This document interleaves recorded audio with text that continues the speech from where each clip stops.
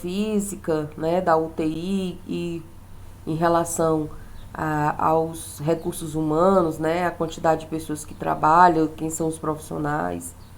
E aí na UTI, uma coisa que a gente vê muito é aparelhos, né? Inclusive uma das coisas que a gente vê em relação à estrutura da UTI é justamente equipado com todo tipo de tecnologia que a gente tem disponível em relação a aparelhos utilizados na saúde.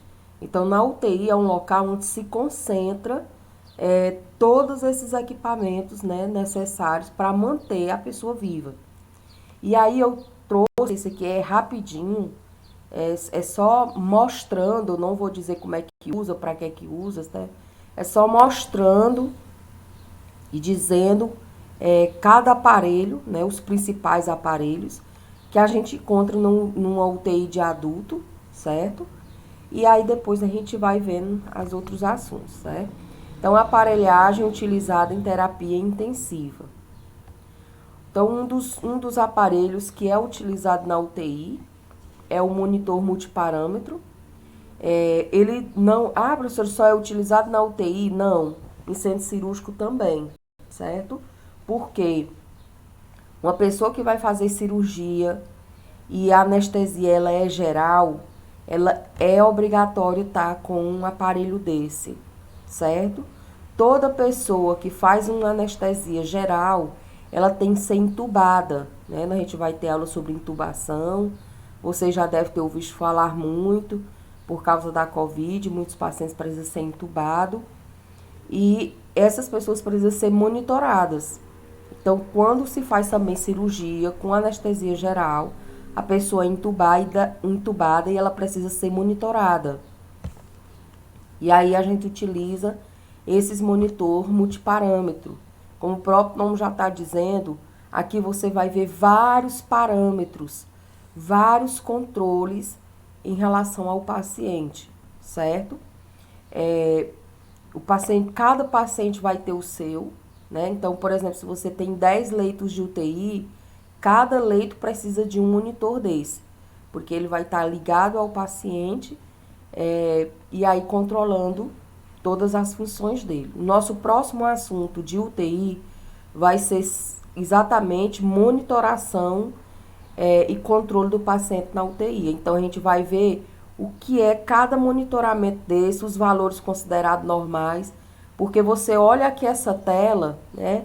Existem vários tipos de marcas, então cada um é de um jeito.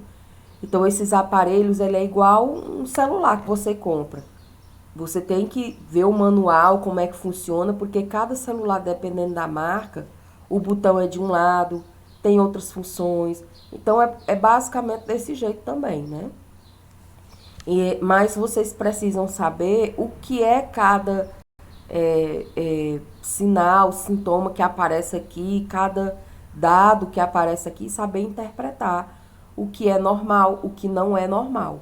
Então, a nossa próxima aula, provavelmente segunda-feira que vem, vai ser justamente a gente vai começar a fazer a monitoração e controle do paciente, conhecer, certo? Então, todo paciente internado, só um minuto, deixa eu permitir aqui a entrada. Peraí. Eu vou colocando logo a frequência, viu? Quando vocês vão entrando, aí eu já vou colocando presença. Então, todo paciente internado em UTI precisa estar monitorizado. O que é monitorizado, gente? Vigiado. Todos os parâmetros dele, ó, temperatura, batimentos cardíacos. Esse aparelho ele fica fazendo o eletrocardiograma do coração o tempo todo, a pressão. Então, isso é monitorar o paciente. Então, o monitor ele serve para a equipe médica avaliar de modo contínuo. O que é o modo contínuo, gente? O tempo inteiro. Toda hora que você olhar para esse aparelho, ele está registrando o paciente. Então, por exemplo, em outras alas, você precisa pegar o aparelho de pressão, precisa pegar o termômetro, né? E colocar no paciente para verificar, por exemplo, a temperatura. Se o paciente ele estiver ligado nesse aparelho, a temperatura dele é vista o tempo inteiro. Se ele estiver ligado nesse aparelho, o tempo todo você vê a pressão arterial dele. Então, esse aparelho, ele monitora de forma contínua e ao vivo os sinais vitais do doente, né? Os sinais vitais do paciente. Então, você vê, a gente, quando for falar de monitoração, que é o próximo assunto, vocês vão ver, e aí vocês vão aprender o que é o valor certo, quando é que está alterado, tudo isso direitinho, viu? Porque não adianta você olhar para um aparelho desse e saber, ó, por exemplo, esse roxinho bem aqui é a pressão arterial, tá 120/80. Sim, professora, mas eu não sei o que é normal, o que é que não tá normal. Então não adianta. Os batimentos cardíacos, é esse verdinho aqui, ó, tá 80. Eu tenho que saber se é normal, se não é, certo? Aqui a questão da saturação, né? Está 100%. Da questão da troca gasosa, está em 20%.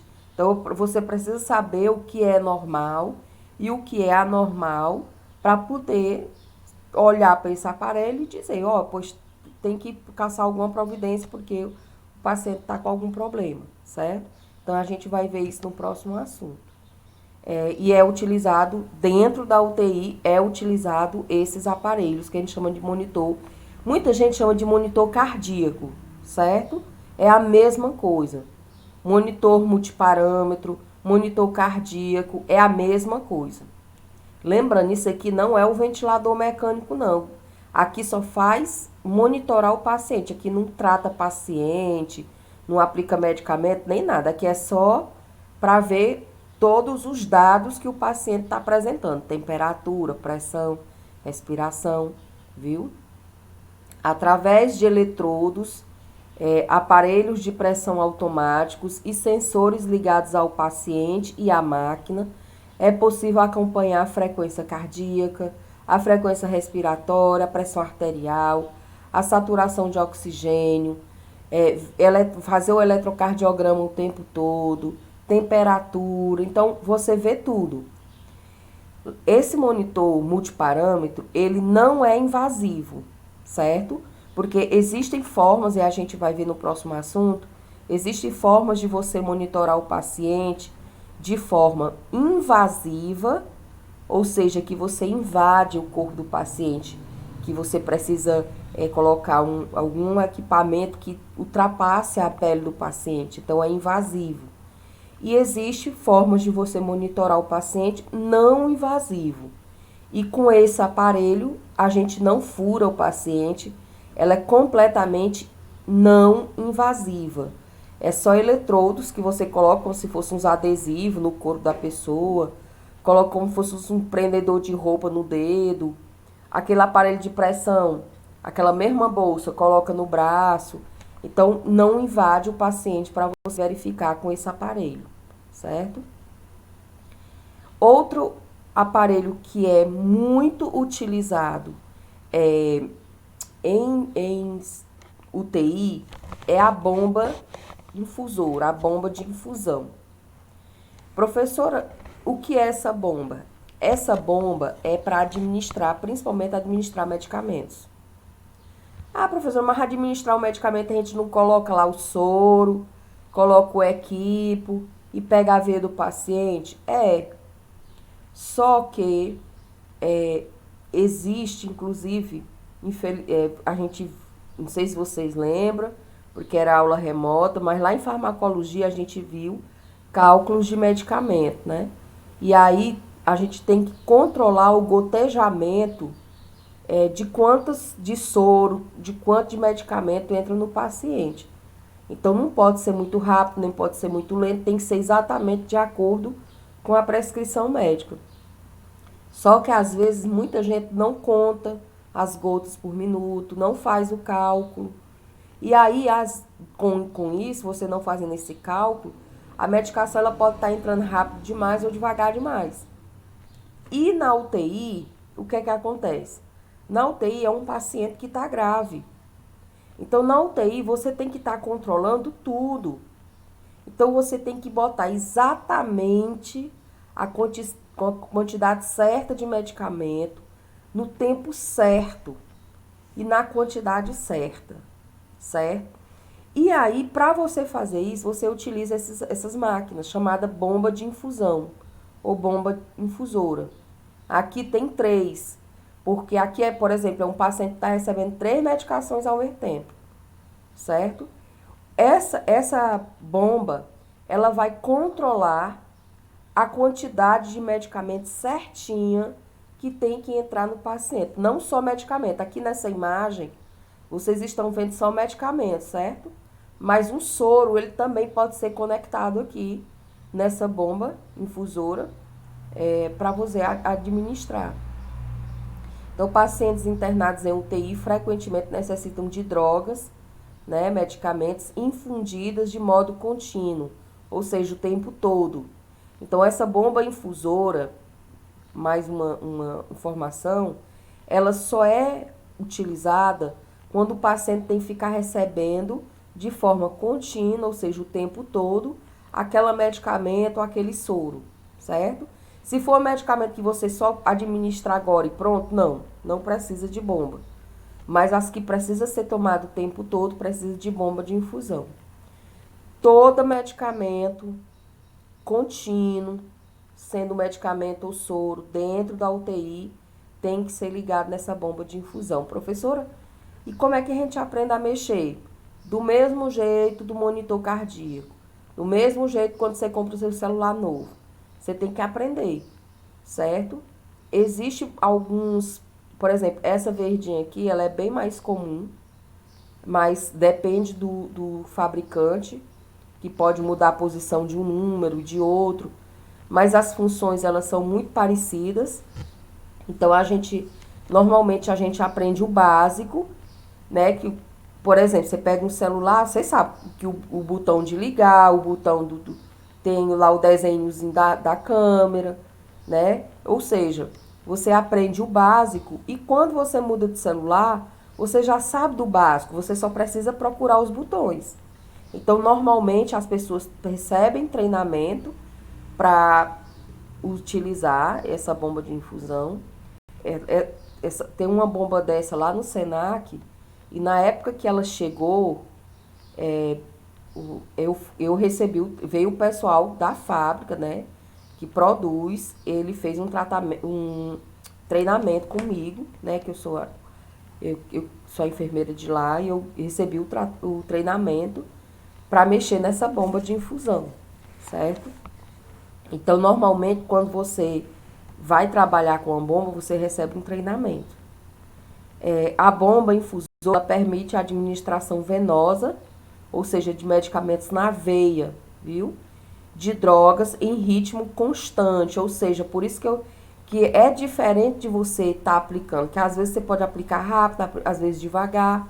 Na bomba não, é completamente controlada. Aqui nessa bomba, gente, nesses botõezinhos, a gente coloca a velocidade que tem que cair. O laboratório do Senac é chique, é mesmo, gente. A velocidade que tem que cair, quantas gotas por minuto, em quanto tempo. Eu programo bem aqui, gente, tudo. Eu programo, por exemplo, eu quero que em 3 horas o paciente tome essa injeção. Então, o próprio aparelho, ele calcula quantas gotas tem que cair por minuto para em 3 horas acabar essa seringa. Nem acabar antes, nem acabar depois. Exatamente em 3 horas. Então, ele é muito bom. Era bom se todas as alas utilizassem, mas infelizmente isso não é uma realidade, pelo menos aqui no Brasil e em hospitais públicos, porque ela é cara e tal. Mas, por exemplo, em hospitais particulares, você encontra nas alas comuns, não é só em UTI, mas em alas comuns você utiliza bomba de infusão normalmente.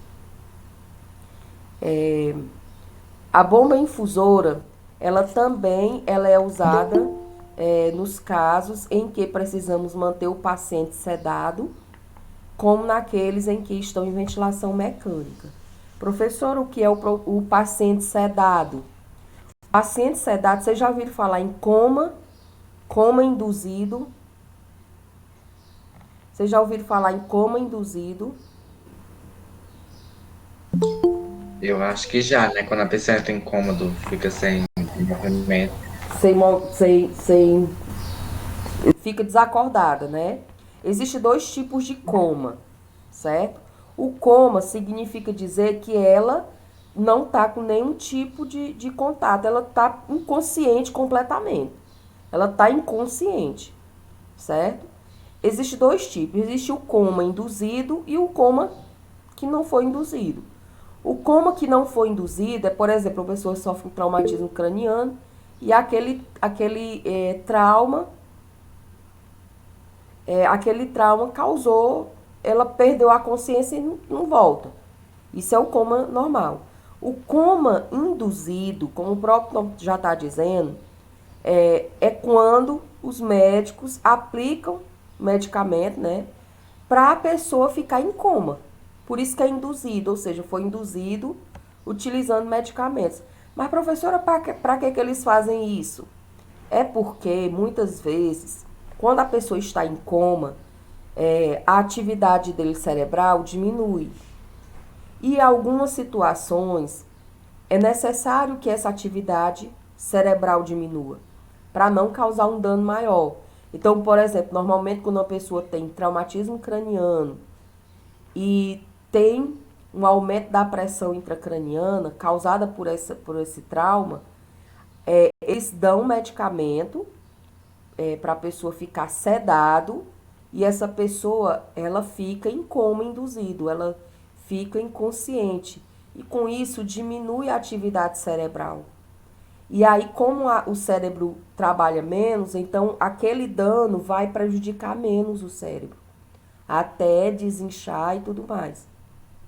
Esse é o coma induzido. Então tem que ficar dando medicamento o tempo todo para ele não acordar. E aí precisa de uma bomba de infusão dessa.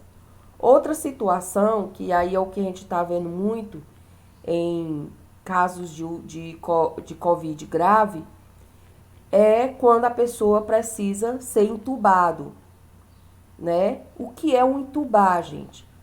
O entubar é você colocar uma cânula, é a pessoa primeiro, o que é a pessoa não está respirando, não está conseguindo respirar direito, o pulmão não está funcionando direito. Então eles precisam fazer com que a pessoa, para que entre oxigênio no corpo da pessoa, porque sem oxigênio a gente morre. Quem faz isso é o pulmão. O pulmão não está funcionando. Então o que é que eles fazem? Eles colocam uma cânula, né? Dentro da boca da pessoa até chegar próximo aos brônquios, né? Ele chega até a traqueia. Essa cânula fica lá. E aí eles conectam essa cânula ao ventilador mecânico, certo? Por isso que a gente chama de ventilação mecânica. O que é o ventilador mecânico? É um aparelho. Gente, desculpa que eu tô com a garganta horrível. É um aparelho utilizado para fazer o que o pulmão fazia. Ele é como se é um pulmão artificial, certo? Então a gente está vendo muito, os ventiladores mecânicos, né? Ventilação mecânica em pacientes que têm Covid, que estão entubados. Quando a pessoa entuba, o objetivo de ser entubado é para ele se ligar ao ventilador mecânico, certo? Para que o ventilador mecânico respire por ele, ok? Então, essa pessoa, imagina, essa pessoa que está com um tubo dentro da boca, ela não pode estar acordada, porque o instinto da gente, ela não conseguiria ficar com aquele tubo lá dentro da garganta, ela estando acordada. Então, a gente precisa sedar todos os pacientes que são entubados, que estão ligados ao ventilador mecânico. A gente vai ter aula sobre ventilação mecânica, a gente vai ter aula sobre intubação, certo? Mas todos os pacientes que estão entubados em ventilação mecânica, eles têm que ser sedados.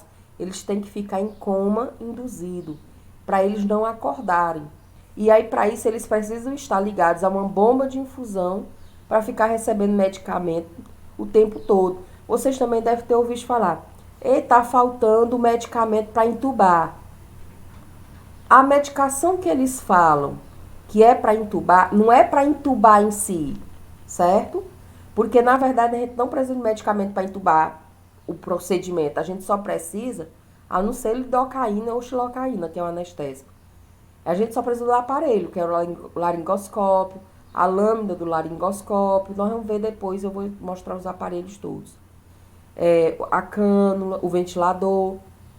Então, a medicação que eles falam, que é a medicação da intubação, é a medicação necessária para eles ficarem sedados. Ou seja, ficarem em coma induzido o tempo todo, para eles não acordarem. Então, só tem condições da gente intubar um paciente se a gente tiver medicação para deixar eles sedados, para você deixar ele em coma induzido. E aí, para você ter o controle certo dessa medicação, porque ela é feita o tempo inteiro, não pode interromper, porque se interromper o paciente acorda, precisa de uma bomba de infusão. Aqui está dizendo, essa sedação é conhecida popularmente como coma induzido, certo? Então, a gente vai ver, a gente vai falar nessa disciplina de sedação, a gente vai falar de ventilação mecânica, de entubar. E eu estava até achando que não ia falar com vocês, porque teve a seleção, não sei se vocês souberam, eu só sou seletista, então eu só sou provisória. E aí, eles sempre ficam mudando. O concurso, ele dura 2 anos só. E eu tava desde 2018. Eu entrei, tá 18, 19, 20 e já tô entrando em 2021 com o mesmo concurso. Porque teve a questão da pandemia, desde o início da pandemia, então eles não quiseram fazer uma nova seleção para mudar os professores, né? Mas aí fizeram agora. E aí, graças a Deus, saiu os resultados e eu entrei, viu? Tirei em 2º lugar. E aí, eu vou continuar com vocês. Provavelmente com essa mesma disciplina. Porque acho que a partir de agosto eles devem chamar esse pessoal novo que entrou. Né? Pra quem é só seletista. Outra coisa que a gente utiliza muito na UTI, gente, é a PVC. Professora, PVC não é aquele material que a gente utiliza em construção? Não, gente, PVC nesse caso é a abreviação de punção venosa central. Professora, o que é isso? O próprio nome já está dizendo. O que é uma punção? Punção é você puncionar uma veia. Normalmente a gente faz o quê? Nas veias periféricas. Onde são as veias periféricas? Que ficam na periferia do nosso corpo. Nas extremidades, por exemplo, na mão, no braço. A gente não pega a veia na mão, no braço, para tomar soro, tomar medicamento, para fazer a medicação na veia. Então, aquilo ali é uma punção. Mas qual a diferença daquela para essa daqui? A outra é punção venosa periférica. Então, quando você pegar uma veia lá do paciente, quando vocês forem lá para estar, estiver pegando a veia, e ali é uma punção venosa periférica. A punção venosa central, ela é uma punção, primeiramente, só quem faz é médico, certo? Então, nem enfermeiro, nem técnicos de enfermagem faz essa punção. A única que a gente faz é a periférica. A central, quem faz é o médico. Mas essa punção central a gente precisa fazer curativo. É um curativo diferenciado, porque essa região aqui ela tem que se manter estéril, porque o risco de contaminação é muito grande. E aí a gente faz as medicações por aqui, certo? Vamos entender como é essa punção venosa central. O doente em UTI, ele recebe basicamente todas as medicações pela veia. Tudo é pela veia. Até mesmo porque a maioria dos pacientes em UTI, eles ficam inconscientes. Eles estão inconscientes. Ou com coma induzido ou não. Mas a maioria, eles não estão acordados na UTI, certo? Inclusive, outra coisa que vocês vão, não sei se vão ver na UTI, porque estágio vocês não vão, mas um dia vocês forem trabalhar, que a maioria os pacientes na UTI, eles ficam de fraldas, certo? Por quê? Por que ele fica de fralda, gente? Mesmo ele conseguindo, ele controlando as funções vesicais. Porque eles não podem levantar para ir no banheiro. Como é que ele levanta para ir no banheiro ligado nesse monte de aparelho? Não tem como. Então eles ficam de fralda o tempo todo. O banho deles é no leito. Mesmo eles podendo andar, eles não levantam, porque é feito tudo no leito, porque ele está ligado num monte de aparelho, certo? E eles não podem ser desligados, porque se desligar, não precisa ficar na UTI, ou morre. Então, gente, essa...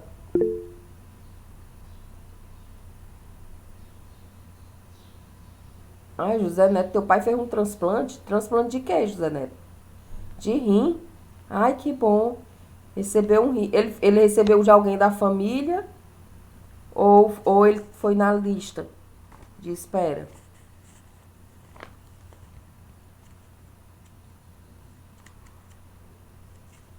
Ah, um doador anônimo. Olha, tá vendo, gente, a importância de você ser um doador de órgãos. Inclusive, também nessa disciplina eu quero falar sobre doação de órgãos, certo? Que a gente vai falar de morte cerebral e doação de órgãos.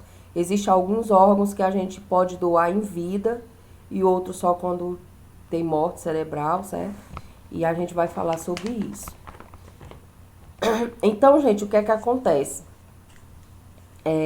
Essa punção venosa, ela é feita para você administrar medicamentos na veia do paciente, só que não é em veia periférica, como no braço, na mão. É diretamente na veia que vai para o coração. Então, a medicação ela já vai diretamente para o coração, rapidamente. É você administrando, já chegando no coração, para o coração distribuir para o nosso corpo. Qual é a diferença? A diferença, gente, é que... outra coisa, só pacientes de UTI que utiliza essa punção venosa central, não. Pacientes que fazem tratamento de câncer, quem faz quimioterapia, alguns ficam com essa punção venosa central. Alguns outros pacientes ficam, certo? Mas na UTI, a maioria coloca essa punção. Nem todas as drogas elas podem ser administradas nas veias periféricas, como eu falei, nos braços, na mão. Por quê? Porque as veias periféricas elas são mais fininhas. Vocês imaginem, né? Tá vendo aqui a imagem, o coração. Os vasos sanguíneos saem daqui do coração. Quando os vasos sanguíneos estão saindo do coração ou estão entrando no coração, esses vasos sanguíneos eles são bem mais largos, grossos. É como se fosse um canudo bem grossão, maior do que do milkshake. Não tem aqueles canudos mais grossos? Pois é. À medida que esses vasos vão se afastando do coração, eles vão ficando mais finos, certo? Então, os vasos sanguíneos que você encontra nas mãos, no braço, é bem mais fino.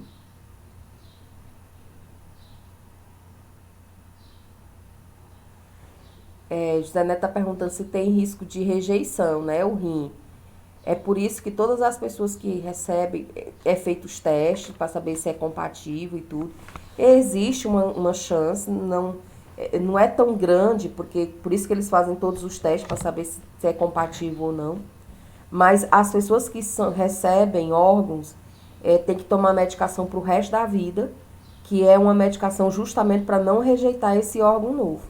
Então, provavelmente, quando ele sair da UTI, ele vai receber medicamentos, ele vai ter que tomar essa medicação por a vida toda para não rejeitar esse órgão, mesmo sendo compatível, certo?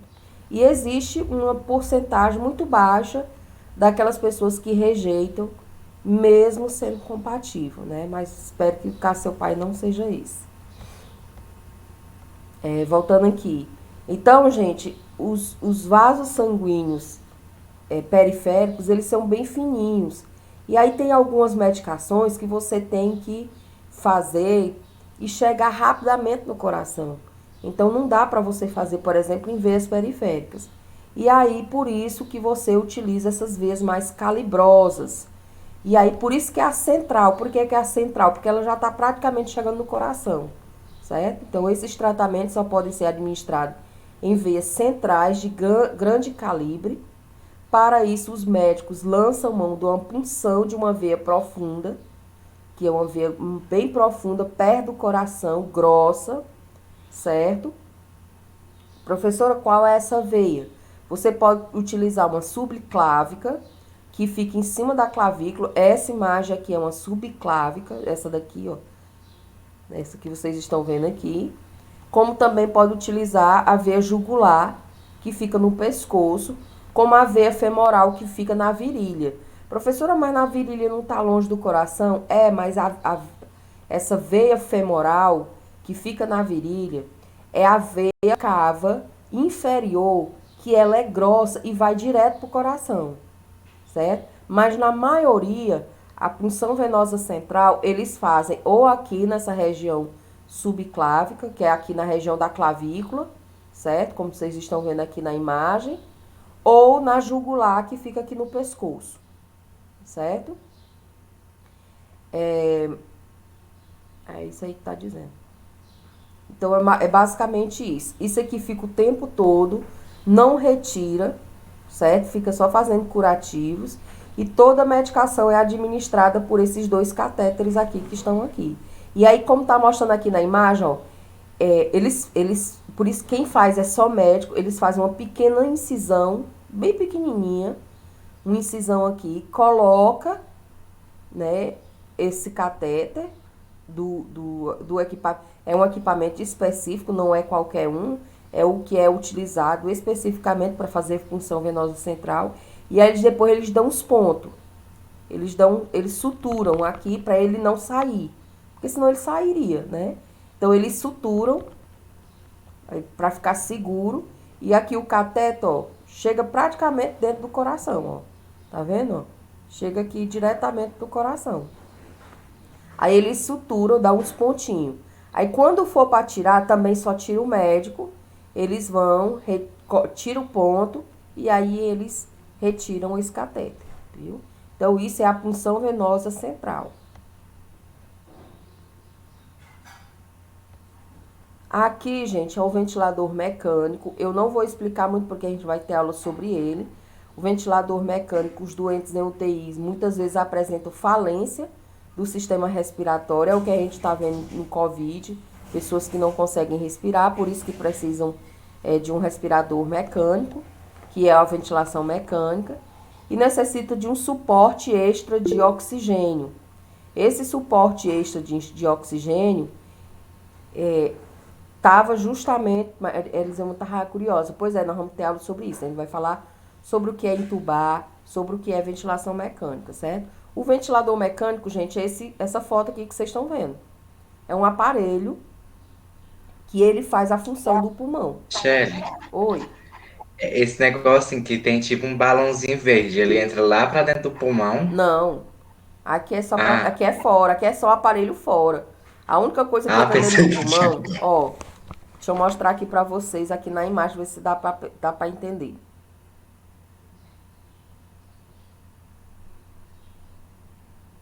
Quando estiverem trabalhando e o homem se engasgar com o tubo do ventilador mecânico, porque não tem nada a ver com isso não. Ele se engasgou porque ele acordou, então não pode acordar, entendeu? Por isso que ele tem que ficar entubado.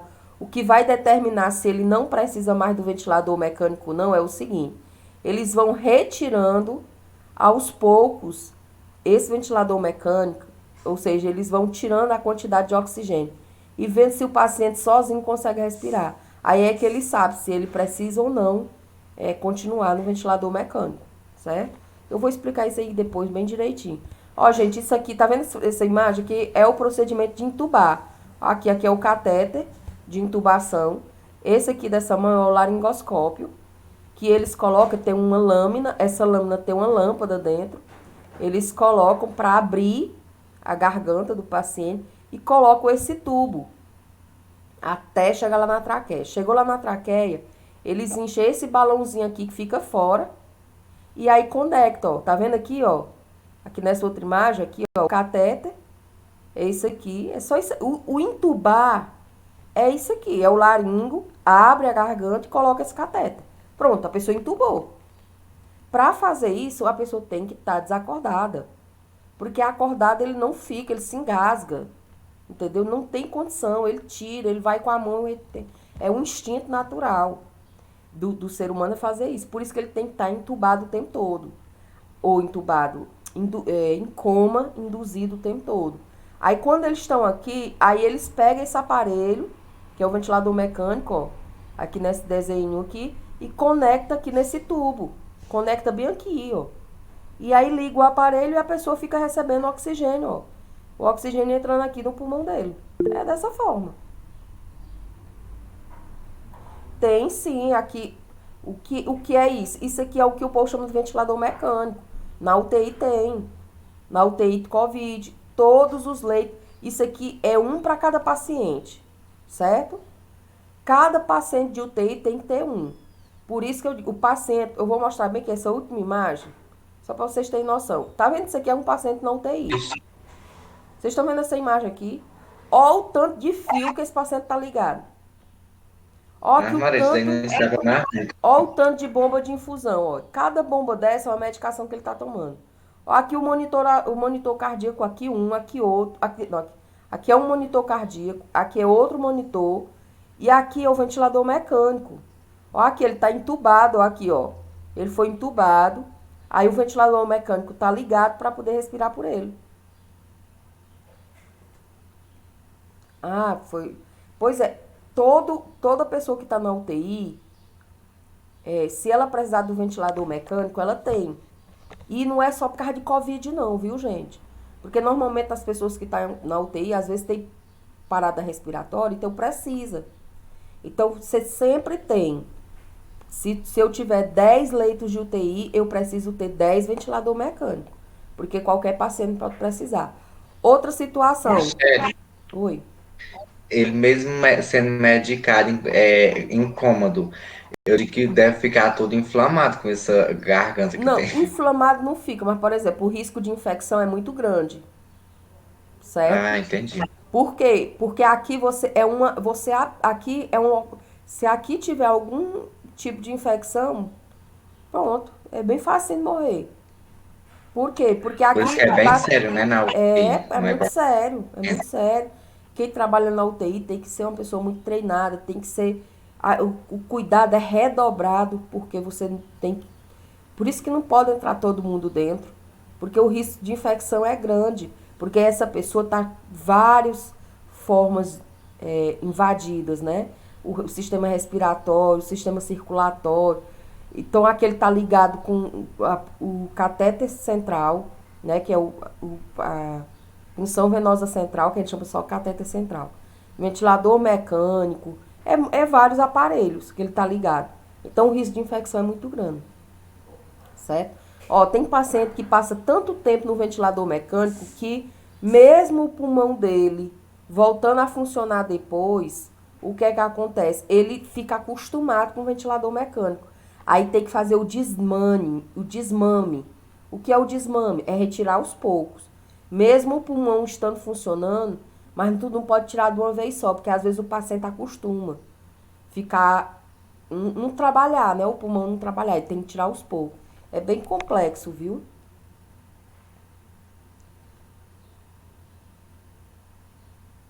Ó, José Neto disse que já vai pra UTI. Eita, José Neto.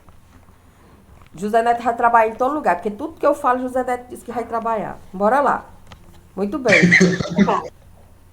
Pois tem que estudar muito, viu, José Neto? Acordar cedo. Viu? O ventilador mecânico é uma máquina que garante a entrada de. Esse ventilador mecânico. Outra coisa, ele pode ser utilizado, como eu já disse, em cirurgia geral. Em cirurgia que você precisa de uma anestesia geral. Todas as pessoas que fazem uma cirurgia e precisa receber uma anestesia geral, ela é entubada e ligada ao ventilador mecânico. Por quê? Porque a anestesia geral para o funcionamento do corpo da pessoa. Então a pessoa para de respirar sozinho. Então é como se a anestesia fizesse o pulmão parar. E aí ela morre. Aí por isso que antes de começar, ela é entubada e colocado o respirador. Aí quando acaba a cirurgia, aí eles retiram a medicação, porque a pessoa vai estar em coma. Por isso que na anestesia geral você dorme. Na verdade, você está em coma, induzido. Aí eles tiram a medicação, aí você vai acordando aos poucos, aí retira o tubo, tira você do ventilador e aí você acorda, certo?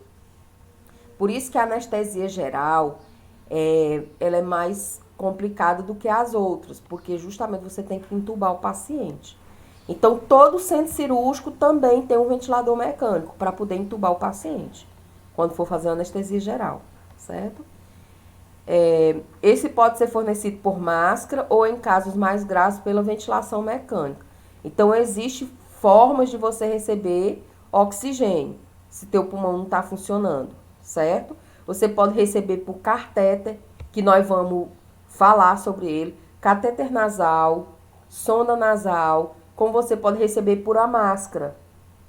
Mas quando o paciente está muito grave, aí ele só consegue receber pelo ventilador mecânico. Aí precisa entubar. Então a gente vai ver todos esses tipos. Quando o paciente não está conseguindo respirar, como é que ele pode receber esse oxigênio? Fulano está ligado no balão de oxigênio. No balão de oxigênio, ele fica ou com a máscara ou com um catéter nasal, que é só um caninho dentro do nariz. Ou com aquela máscara, né? Recebendo oxigênio. Isso a pessoa está no balão de oxigênio. Mas se o caso é mais sério, aquilo ali não vai resolver. Aí precisa do ventilador mecânico, aí precisa ser entubado, certo?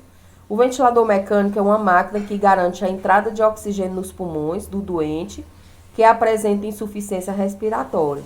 Isto é, oxigenação dos tecidos, ou seja, ele não está conseguindo o pulmão ele é o órgão responsável por pegar o oxigênio do ambiente e levar para dentro do sangue e o sangue distribuir para o meu corpo todo, para ele estar funcionando.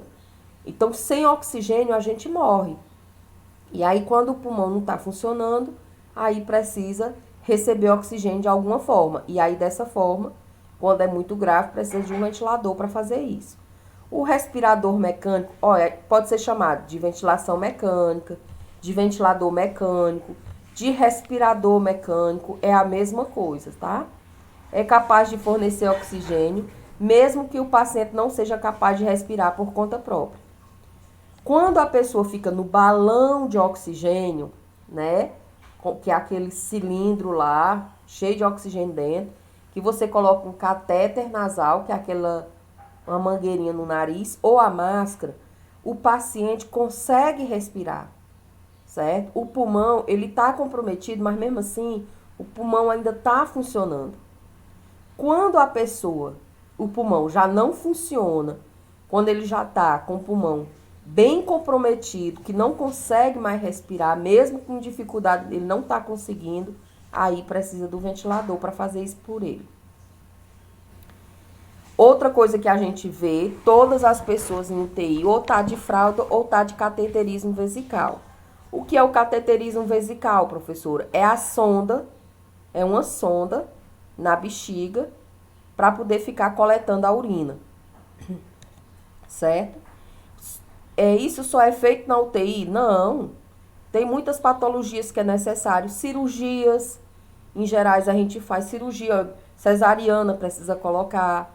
Então, esse procedimento desse cateterismo vesical, dessa sonda, ela é feita em vários outros procedimentos, mas na UTI isso é muito comum. Olha como o paciente é enfiado, corre no paciente o tempo todo, né? Para vocês verem como é a situação. E o risco de infecção como é grande. Quem é que coloca esse catéter? O técnico de enfermagem não coloca. Professora, pois eu fui lá no estágio e ouvi o técnico de enfermagem colocando o catéter numa mulher que ia fazer cesariana lá no centro cirúrgico. Infelizmente você vê isso, mas não pode, certo? Quem tem que fazer isso é o enfermeiro. Enfermeiro faz, coloca a sonda vesical. O que é vesical? De vísceras, né? De bexiga. Então, essa sonda, por isso que é sonda vesical ou cateterismo vesical, é a mesma coisa. É você pegar essa sonda e colocar ela até chegar na bexiga para coletar ou retirar a urina que está na bexiga. Por isso que eu disse, tem pessoas, por exemplo, que não está funcionando, não está conseguindo fazer xixi, aí precisa colocar. A gente vai ter aula, viu, Eliseu, sobre cateterismo vesical também. E aí eu vou falar, porque existe umas que você coloca para poder, que a gente chama de sonda de alívio. O que é uma sonda de alívio? É a sonda que você retira, porque, por exemplo, tem pacientes que não conseguem fazer xixi. Ó, um homem que tem câncer de próstata, se o câncer ele já estiver muito grande, ele impede que a urina desça. Então a urina fica acumulada na bexiga e tem que fazer. Tem que fazer xixi. Aí o que é que eles fazem? Coloca essa sonda e aí ele fica fazendo xixi por essa Meu avô sonda. tinha, Oi? e ele usou. Meu avô tinha câncer de próstata, ele usou. O menino, No, mas dia que botou no hospital, ele gritou de dor colocando essa sonda aí. Normalmente, não é pra doer muito, provavelmente por causa do câncer dele já tava avançado, mas não é um procedimento que é pra doer. A gente coloca xilocaína, que é um anestésico local, e tudo direitinho. Não é um procedimento, não é um procedimento tão complicado, mas é um procedimento que só pode ser feito por enfermeiro. Infelizmente, gente, na nossa prática, os enfermeiros não fazem, ficam botando os técnicos para fazer. Vocês vão ver muito, mas não pode ser feito por o técnico. E você como técnico de enfermagem, você pode se negar a fazer, porque você está cometendo uma imperícia. O que é uma imperícia? É você realizar um procedimento que você não sabe ou que você não tenha competência legal para fazer isso. Então, mesmo você sabendo fazer um cateterismo, colocar uma sonda vesical, mas a sua profissão não permite que você faça. Isso é imperícia. Imperícia não é só não saber fazer, é também você fazer algo que sua profissão não permite, né? Que não está registrado em lei. Por exemplo, suturar, costurar o paciente, suturar. Só quem pode fazer é o médico. Enfermeiro ou técnico de enfermagem, se fizer isso, ele está cometendo uma imperícia. Porque nossa profissão não permite que a gente suture. Existem exceções, por exemplo, quem é enfermeiro obstetra? Enfermeiro obstetra, se a gente precisar cortar, a gente pode suturar. Mas não é todos os enfermeiros que podem, certo? Então tem essa questão também. A gente vai ter aula sobre os cateterismos, vocês vão entender melhor. Mas é para retirar essa urina ou para fazer a pessoa urinar, certo? Muitas vezes lá na UTI a gente tem que ficar coletando urina para fazer testes, fazer exames. E aí, essa urina que você retira com a sonda, ela é uma urina que não sofre nenhum tipo de contaminação do exterior, porque você vai retira diretamente de dentro da bexiga, como vocês estão vendo aqui na imagem. Então, é muito utilizado também na UTI. Então, todo doente com sinais de instabilidade hemodinâmica é submetido ao cateterismo de bexiga na UTI. O que é essa instabilidade hemodinâmica? É quando o paciente ele está com tudo descompensado. Os sinais vitais dele estão descompensados, as substâncias que são eliminadas no sangue também estão tudo descontrolado. Aí uma forma de você saber se tá resolvendo ou não o tratamento é fazendo esse teste na urina. Aí por isso que é colocado. Deste modo, conseguimos aferir precisamente o débito urinário do paciente. O que é débito urinário? Quanto de urina ele está eliminando. Além de ajudar na avaliação da função dos rins, para saber se os rins estão funcionando, que é um dos primeiros a sofrer quando a instabilidade, a quantidade de urina produzida em 24 horas no auxílio do planejamento do volume de soro, que será infundido ao longo do dia. O que é que acontece? Um paciente que está na UTI é um paciente grave e não importa o que foi que aconteceu. Por exemplo, se ele teve um traumatismo craniano, É um paciente grave. Ele está na UTI. Quando ele começa a se complicar, um dos primeiros órgãos a sofrer é os rins.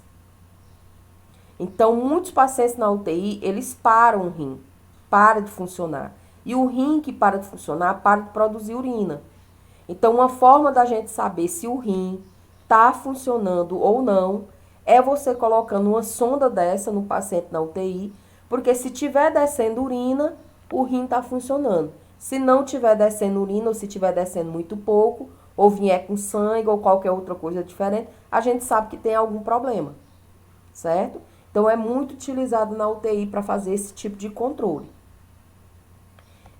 E aí, como eu já disse, o paciente na UTI, ele muito grave, ele para o rim.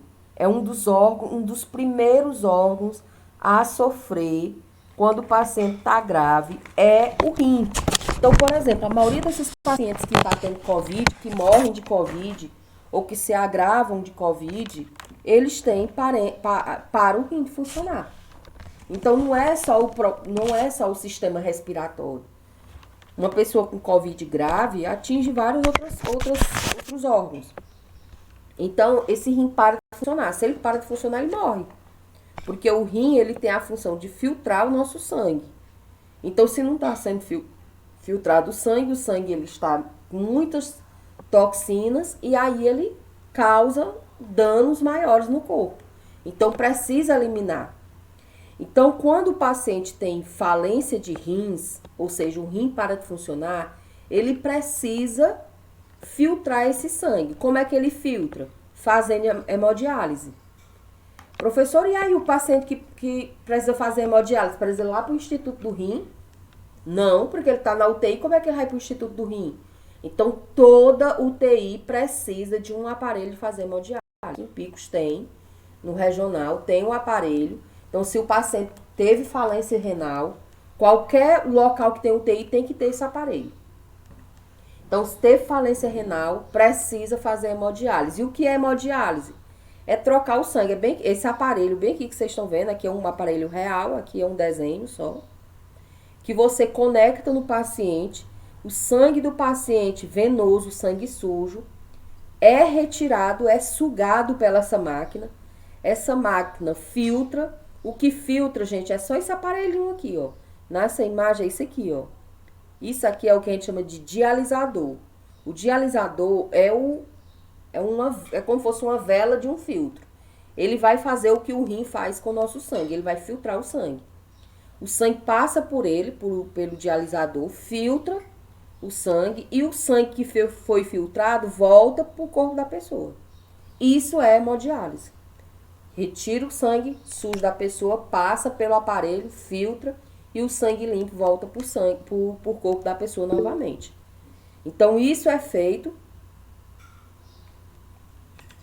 justo, por isso que não tem UTI em todo lugar, e por isso que é tão caro, gente. Um leito de UTI é em torno de 3, 4 mil reais ou até mais a diária. Se você ficar internado um dia, você tem que pagar isso um dia. Por isso que é impagável. Ou você tem plano de saúde ou vai pelo SUS. Porque não tem condição de você pagar. Certo? Então, a insuficiência renal aguda, que é quando o rim para de funcionar de repente, é uma complicação comum nos pacientes que estão em estado crítico, internados em uma CTI, ou seja, na UTI. A máquina de hemodiálise procura fazer o papel dos rins. Qual é o papel dos rins? Filtrar o sangue, né? E aí, é esse procedimento aqui. Com certeza, José Neto, teu pai tá pelo SUS, até mesmo porque o transplante no Brasil, quando é feito por doador anônimo, tem que ser feito pelo SUS, certo? E por último, aqui aquela imagem. Aqui é um exemplo, aqui é um leito de UTI, onde você tem um paciente, aqui ele tá todo ligado em tudo. E aí, por isso que é muito comum na UTI o povo relatar que tem uma zoada, né? Fica apitando. Que esses aparelhos é o tempo todo controlando o paciente, ele fica fazendo aquela zoada. Então, cada um desses fazendo uma zoada, daí você tire. Então, essa é uma UTI. Certo, gente?